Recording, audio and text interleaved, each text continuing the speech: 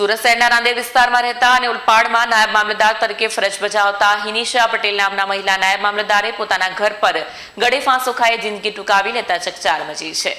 સુરત શહેરના રાંદેર વિસ્તારમાં રહેતા અને ઉલપાડમાં નાયબ મામલતદાર તરીકે ફરજ બજાવતા હિનિશા પટેલ નામના મહિલા નાયબ મામલતદારે પોતાના ઘર પર ગળે ફાંસો ખાઈ જિંદગી ટૂંકાવી લેતા ચકચાર મચી છે. ઘટનાની જાણ થતાં હોસ્પિટલ પર મહેસૂલ વિભાગના કર્મચારીઓ ઉમટી પડ્યા. મળતી માહિતી મુજબ મહિલા નાયબ મામલતદાર સામે થોડા સમય પહેલા એક નામી અરજી થઈ હતી.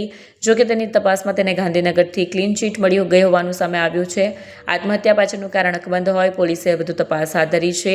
પતિ પત્ની બંને એક જ કચેરીમાં ફરજ બજાવતા હોય આજે સવારે ઓફિસે નીકળતી સમયે પતિ કેતન પટેલ નીચે કાર લેવા ઉતર્યા હતા, પરંતુ પત્ની નીચે ના આવતા કેતન પટેલ ઉપર જઈ ચેક કર્યું તો હિનિશા પોતાના બેડરૂમમાં ગળે ફાંસો ખાધેલી હાલતમાં મળી આવી હતી. મૃતક અને તેમના પતિ બંને અગાઉ રેવન્યુ તલાટી તરીકે ફરજ બજાવતા હતા અને વર્ષ 2023માં બંનેએ પ્રમોશન મેળવી નાયબ મામલતદાર તરીકેનો હોદ્દો સંભાળ્યો હતો.